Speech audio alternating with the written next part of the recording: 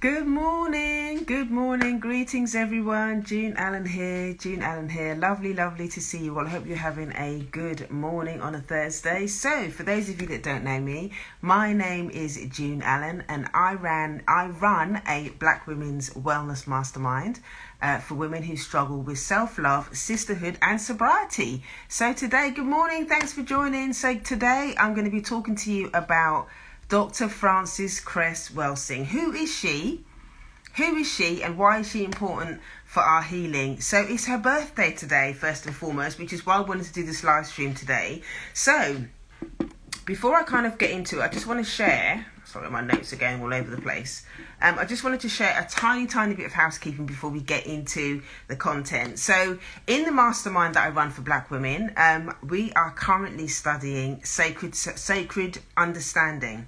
Okay, sacred understanding. And sacred understanding is all about understanding racism as a system. Okay, hi Lavon, thanks for joining. Understanding racism as a system and then using that information to understand how you've internalized it. Okay, how you've internalized it and what you can do in order to include that as part of your healing process. Okay, how to let go of the stuff that you've internalized. Okay, so in the mastermind, we've been doing all of that this week. So last Sunday, we had an amazing class actually looking at the melanin theory, which is Dr. Frances Cress Welsing's work, which is very powerful. And one of the reasons why I wanted to celebrate her today, because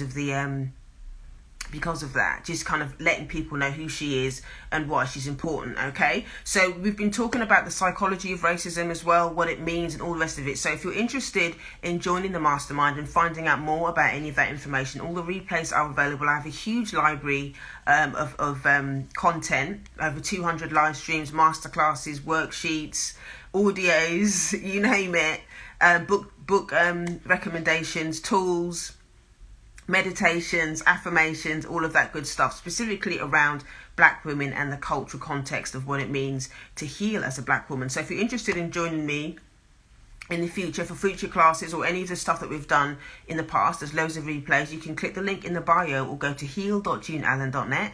That's heal.juneallen.net. That's heal.juneallen.net. Right, so that's the housekeeping out of the way. So let's get back into today's content. So today I'm going to be talking about Dr. Frances Cress Welsing. Who is she and why she's important for our healing? So the first thing that I would say is she's a psychiatrist, okay? And she's in the States. She's no longer with us either, by the way. She's now an ancestor.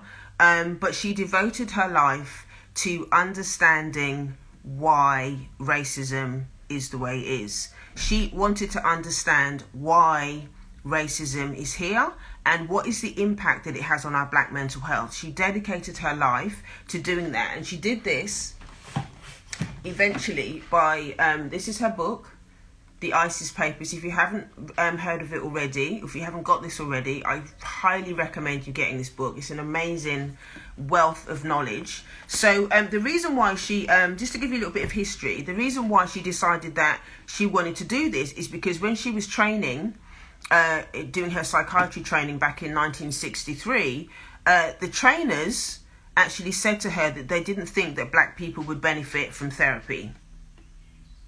I mean, seriously, they told her that they didn't think Black people would benefit from therapy. And that then got her onto a quest. That means that she then became really interested and determined to find out, well, this is clearly rubbish. This is clearly a load of old tosh. So what I'm going to do is I'm going to really start to understand and think about this concept when I'm dealing with my patients.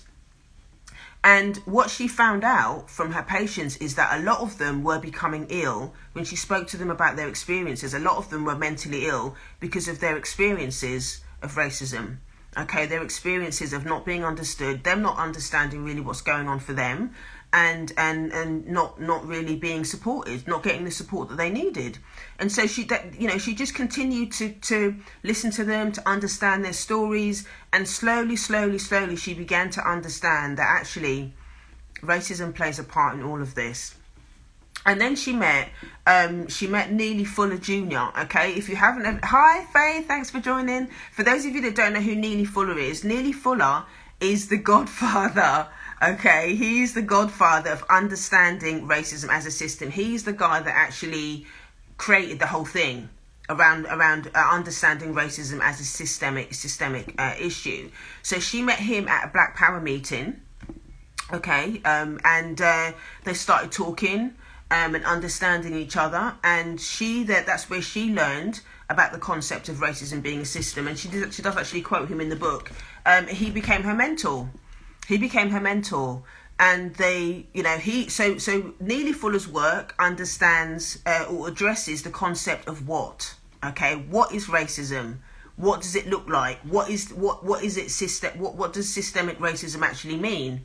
So Neely Fuller's work, he came up with the concept of racism playing out in 9 areas of people activity: economics, education, entertainment, labour, law, politics, religion, sex and war. Okay, economics, education, entertainment, labour, law, politics, religion, sex and war. So Neely Fuller's work is very powerful. He's got a couple of amazing books that are out. If you want to find out more about Neely Fuller's work, there's a great podcast on YouTube that he does every week, where he talks about current issues and stuff like that. And also he has a website. If you go to producejustice.com, okay, producejustice.com, that's Neely Fuller's website, and you can actually buy his books there. The first book actually talks about understanding racism as a system, and he goes through each area of people activity and breaks it all down. And then in the second book that he has, it's like a racist dictionary. So he's very much of the belief that racism it plays itself out in the way that racists speak, and it evolves and morphs into all of these different things. So the way that words are used, that's kind of, it keeps the system in place. So he has a word guide with all of the different ways that racism plays itself out in terms of language, and what you should be saying instead, what you should be using instead. So if you're really interested in really understanding racism as a system, and wanting to really find out more and dig deeper about how it impacts the 9 areas of people activity, then those 2 books are amazing. So go to his website and find out all of that. So anyway, so they met at the Black Power meeting. She understood. He started mentoring her and helping her understand racism as a system. And then, so Neely Fuller's work is the what is racism. Dr Welsing's work is the why. Okay, the psychology of racism, understanding why white supremacists behave the way they behave. So she started writing all of her stuff as she did her psychiatry training, and then so the first essay that she wrote was called The Crest Theory of Colour Confrontation of Racism, and that essentially is what the melanin theory is. Okay, and I actually went through with my mastermind group on Sunday the melanin theory. So basically the melanin theory is, okay, the idea that white people behave the way they behave because they're afraid of being exterminated, okay, becoming extinct. So what I mean by that is Dr. Welsing talks about the idea of black people being genetically dominant. Okay, so to keep it simple, as an example, Bob Marley, okay, he's a black man, but he has a black mother and a white father, okay, but he's a black man. So when we think about the concept of white supremacy, the fear is that if there's race mixing, that there will eventually be no more.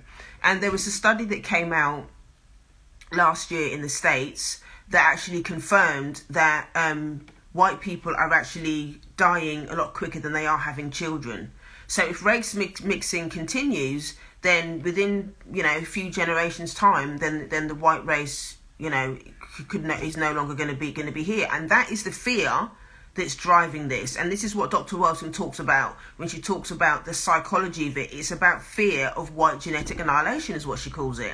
It's the fear of white genetic annihilation. So when they talk about, being afraid of black people and all the rest of it, that is what essentially this is all about. And it's not always conscious.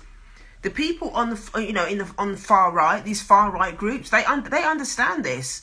And I've seen stuff on social media, I've seen memes, I've seen the stuff that they write about on the internet, and they will actually say, race mixing is killing the white race. They feel victimized. They feel victimized by us because they're afraid that they are going to they're going to be extinct. Okay, the far right understand this, but when we're talking about your average white person, they might not understand it at that level. But the psychology of it, that's how the system is set up. And so all of the behaviours that happen, whether it's, somebody doing a microaggression to somebody on the far right that's murdering a black person for the same thing, all of these things are they all lead to the same conclusion, that this is all about, white genetic annihilation. Okay, so this is why, now I'm going to share some of the reasons why it's important for us to understand Dr. Welsing's work and why it's important for our healing. I've given you a bit of a background as to the melanin theory and what she's about. So the reason why she's important is because in order for us to heal, we have to understand what we're dealing with. Okay, we have to understand the root of racism. Okay, now as an example, this whole business with Meghan and Harry, and somebody in the royal family talking about how dark the baby's going to be. When you think about Dr. Welsing's melanin theory, it makes complete sense.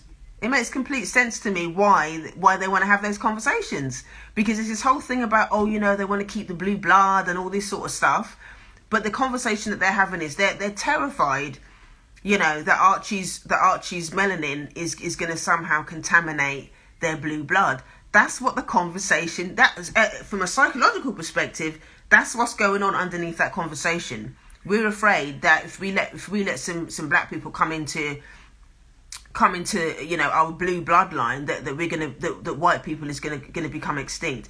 That's what the conversation is really about. But when you understand that, I wasn't surprised by it.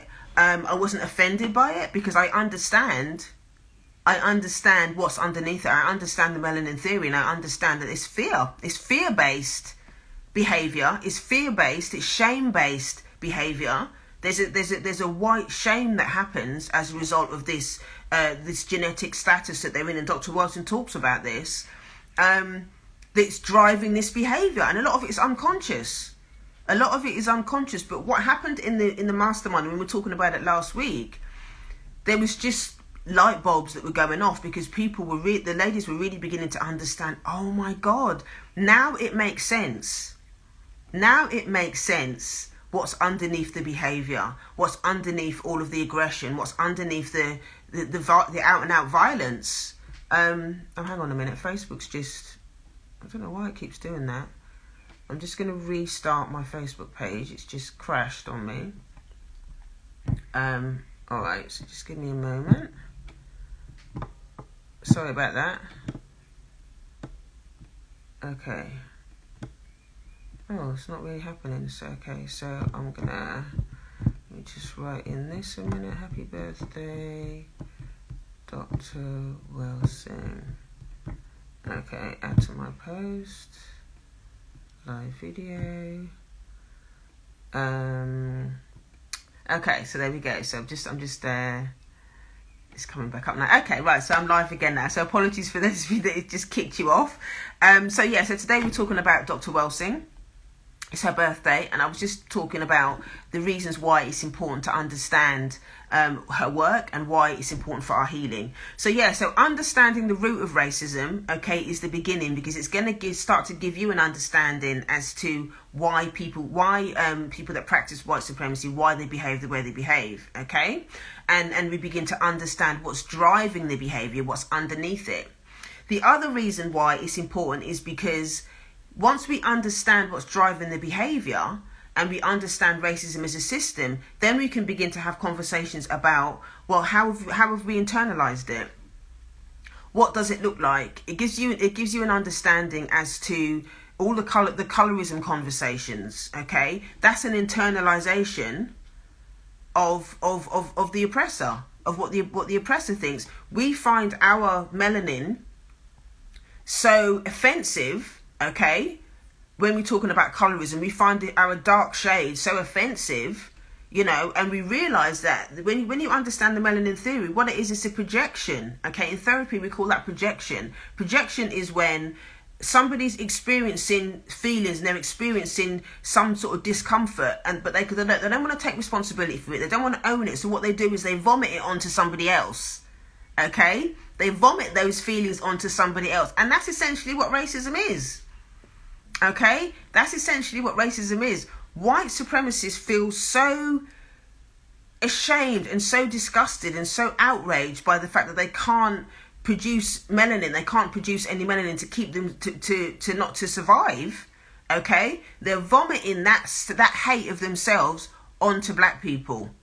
Okay, because black and the darker you are, the more offensive it is to white supremacists. That's why the darker you are, the people with the most melanin, i.e. black people, that's why we're catching so much hell.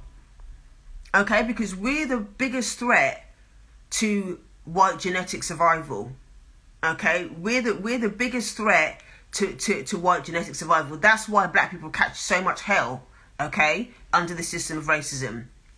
All right. Hence the colorism conversations. That's how then it plays out in the community as colorism. If you're, the lighter shade you are, the more quote unquote beautiful you are. The closer you are to whiteness, the closer you are to your oppressor. Thereby, feeling quote unquote safer.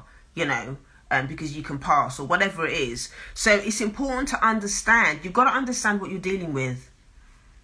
Okay, you got to understand what you're dealing with, and so you can understand how you've internalized it. A lot of us understand and know, okay, about. We understand that as a community, a lot of us practice self-hate. Okay, we understand that self-hate is a consequence of racism, but a lot of us don't understand what it looks like. A lot of us don't understand how it shows up, and a lot of us don't know what to do with it. Okay, so the stuff that I do in my in the mastermind, and even the people that I work with one-on-one, is helping people to not just understand racism, but understand how it shows up in their lives. The work that I do is a continuation of Dr Welsing's work. Is an honor of continuing the work that she's doing by helping people to not just understand the what and the why, but how. What do we do? How to heal as a result of it. Okay, Neely Fuller's work is telling you what. Dr. Welsing's work is telling you why. What I do in my work is show people how to deal with the emotion, how to deal with the rage, how to deal with the anger, how to deal with the insanity of racism, how to set the boundaries. Okay, and we do that through getting honest about what racism is, how it's impacted our lives, how it's impacted our families, how it's impacted how we love, how it's impacted how we show up at work, impacted how we feel about our black bodies, how we feel about our hair. All of this stuff is what I do in the mastermind to help people deal with how to deal with racism. Because a lot of people out there tend to focus quite a lot on what white people are doing. How are the white supremacists behaving? And I understand why that can sometimes be a priority, because it's quite traumatizing when we think about all of the behaviors and the way that the aggression and the violence that's happening. The trick is to keep you focused on them. And that in of itself is a trick, because if you keep focusing on what they're doing, then you're not focused on how it's impacting you. And then without realizing, you're continuing to perpetuate the cycle, or you're enabling them by not doing your own work. Okay, that's one of the tricks that happens, is part of racism. So the healing process is about taking responsibility for how you've internalized it and changing that behavior, rather than focusing on what white people. It's when but those of you that have been regular listeners of me, I don't talk about what white people are doing. I don't talk about what they're doing, because that's irrelevant to me, what they're doing. What's important is, what are you doing? That's where the power is. What are you doing to counteract the racist behavior? What boundaries are you setting? What are you understanding about your relationship? What is your relationship to whiteness? What is your relationship to whiteness? That's what's important. That's where the work is. In 2 weeks' time, the next masterclass in the mastermind, we're going to be looking at white fragility. We're going to be looking at it. How is it how does it play itself out, and how white people and white fragility is kind of, they use this fragility to kind of weaponize. Again, they weaponize their tears, they weaponize their victimhood and all of that kind of stuff in order to silence us. We're going to be looking at all of that. We're going to be looking at Robin DiAngelo's work.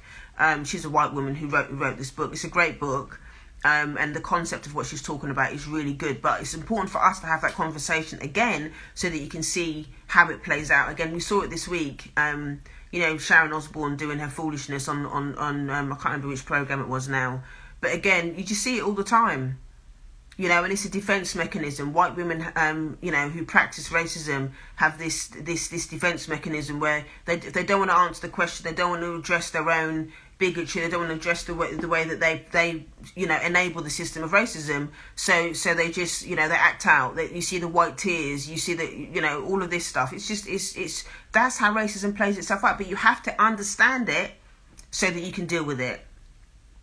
Okay, you have to understand it in order to deal with it. Okay, so those are some of the reasons why it's important. The other thing that I wanted to say as well, there's that Dr. Welsing's also been criticised for certain things, with all theories or whatever. There's always some part of it that people find difficult.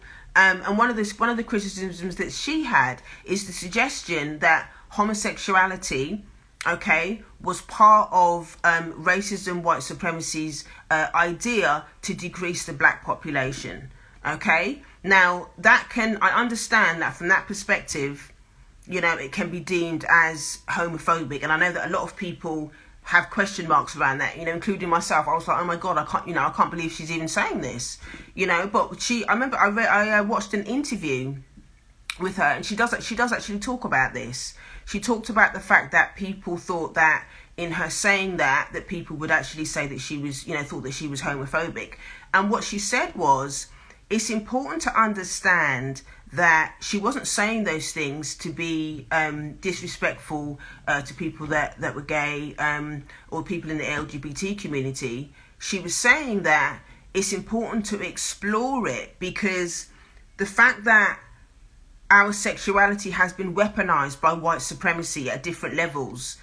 Sex has been weaponized by white supremacy from the slave plantations. And if you think about things like the buck breaking thing that used to happen, on the plantations. For those of you that don't know what buck breaking is, they used to, if there were any of our enslaved ancestors that were, quote unquote, being too uppity or being troublesome or whatever it is, what they would do, the slave owners would rape them. Okay, the white slave owners, the men, would actually rape these black men. They would rape them in front of their families. They would rape them in public to keep them under manners.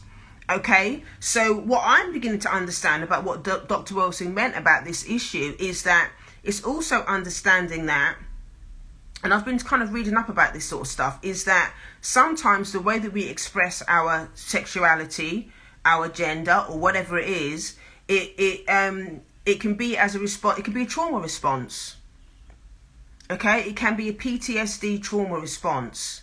So what Dr. Welsing was saying, she wasn't saying these things to be homophobic. And, don't get me wrong, there are people that will take what she's saying and use it to kind of then discriminate and be disrespectful to and be abusive to people in the LGBT community. Okay, and that in of itself is that doesn't make it right. It's out of order to people that are doing that. But how I interpret what Dr. Welsing is saying is that it's for that person to explore their sexuality and their gender within the context of, is this behaviour an acting out behaviour from a trauma response? Is it a trauma response? Or is this clearly who I am? Because this conversation is layered. This conversation is layered. There are some people that will, that are born that way. That's just the way they are. And there's nothing, that's them. That's nothing wrong with that. That's who they are. Okay, if two grown adults are having a conversation about what they do in their bedroom, they're two consenting adults, that's their business. That's not my business, that's not your business, that's their business if they want to do that. They're two consenting adults, okay? So the important thing for us to remember, the other layer of that is, like I said before, is it a trauma response? Okay, and it's not for me to say whether somebody's having a trauma response or whether that person was born gay. That's for that person to have that conversation with themselves and their therapist or whatever. That's for them to unpack that. Okay, Dr. Welsing's work is opening the door for us to have a conversation about how sexuality and gender is weaponized by white supremacy, and to have that conversation. Okay, let's not take that conversation and then start beating up the LGBT community, okay, as a way for us to then project our insecurities and our stuff onto somebody else. Okay, and I believe that's what Dr. Welsing was talking about. It's about having that conversation and understanding how PTSD and how sex is weaponized, okay, by white supremacists in order to confuse the community, to upset the community. So from a trauma perspective, that is what I believe that she's talking about. But I think, and I was even quite anxious about having this conversation, because I was thinking, are there some people that are going to think that I'm kind of behave in a way that's being disrespectful to the LGBT community and all of that, and that's but I think I decided to have the conversation about it because this is one of the core criticisms that Dr. Welsing has, and that people don't feel comfortable about that conversation. So what I wanted to do is to kind of bring my perspective to what I think that she was trying to say, and to not I understand how it could be triggering for people, reading that particular chapter in her book, and to interpretate it that way, and I've seen how other people have interpreted it, but I just wanted to add my stance on it, and add in the whole thing around the trauma response thing, and how PTSD can play a part in that, not for everybody, but for some people that it does play out in that way. So it's about having that conversation with yourself and understanding that's what's important. Okay, so I hope that's kind of made sense around that. Okay, so the last thing that I wanted to say was, it's really about us taking responsibility for ourselves and understanding that, this book, okay, there's 35, for those of you that don't know her book, it's called The Isis Papers, The Keys to the Colours. So there's 35 essays in here that she's written over the years of her doing her psychiatry studies, and just what she's learned over the years about racism. She's continued to write. There's some amazing stuff in there that she's written. So if you haven't got the book already, then obviously, get your copy of that. And, I am actually going to be doing a book club. The session that I had with my mastermind last Sunday was so great. I said to them, how would you feel about me doing a book club about it? And they were like, oh my God, yeah. So, I don't know when it's going to happen, but I'm definitely going to put a book club together. So if you're interested, in joining me and the mastermind for the book club, go to my website or send me an email, info@yardofgreatness.com, and I need to create a mailing list for it, actually, and you can join the mailing list, and I will set something up so that we can do a book club to really study her work, because I think it's really, really important for us to really understand the psychology of racism, so that we can really understand the mind of white supremacy, understand what we've internalized, and then understand how important it is for us to we can do the work around that. So if you're really interested in doing that, then you can click the link in the bio, go to heal.juneallen.net. That's heal.juneallen.net. That's heal.juneallen.net. Gosh, my Facebook has just crashed again. I don't know what is going on with this. I don't think it's going to let me do it again. It's not going to let me do it. So anyway, it was great to see everyone today, and I feel really, really excited. If you haven't already got this book, then please go out and get it. If you want to join the mastermind, then click the link in the bio, go to heal.juneallen.net, and just really take your time to read Dr. Welsing's work. She's got there's loads of videos of her on YouTube, and she's exploring a lot of the stuff that she's written in her book, and have the conversation and think about how you can contribute.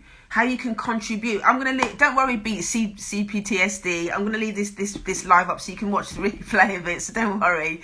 But so just think about how you can continue her work. Okay, it's her birthday today, and so I really wanted to come on and really share how much I love Dr. Welsing's work and how important she is for our healing process. Okay, so really, really take the time to understand her work, and really think about what you can do to honor her work. And you can honor her work by doing your work.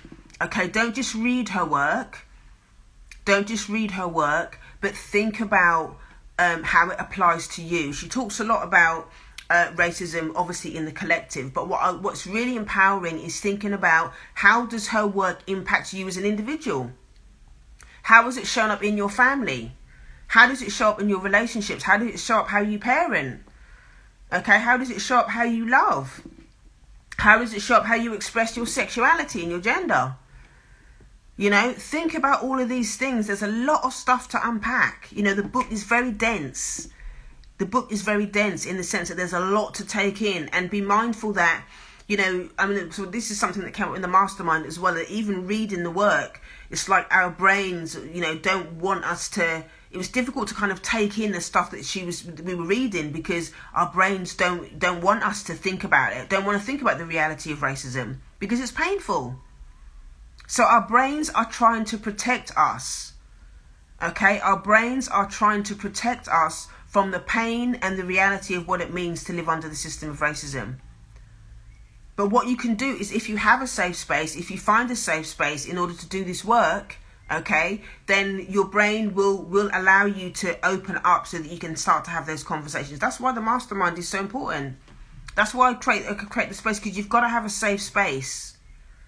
You've got to have a safe space in order to be able to express and to unpack what's going on for you, okay, around this. So yeah, so just really don't just read the book, do the work around the book, okay? If you're interested in working with me one-on-one so that you can unpack some stuff, you can do that. You can again, you can click the link in the bio, and there's a link there that will take you to where you can work with me one-on-one, okay? I will continue to to do Dr Welsing's to share her work, because I think that her work is amazing, and the fact that she was doing all of this stuff in the 70s is absolutely amazing, that she was doing all of this stuff, you know. So it's important to honour her, and I will continue to use my platform to share her work and to empower others to do their own work, you know, through understanding what she's about. Okay, so that's it for today. If you've got any other questions or anything, please drop me a DM, or you can email me info@yardofgreatness.com. All right. If you want to obviously buy the book, then you can find it at all good bookstores or whatever. If you want to join the mastermind, click the link in the bio, heal.juneallen.net. And I will see you next time. Have an amazing day, and I'll see you next time. All right, take care. Bye. Share this live stream as well. If you know anybody else that's interested in finding out why racism is here, or you think that people that might benefit from it as well, share it with them. All right, take care. Thanks everyone. I'll see you next time. Bye.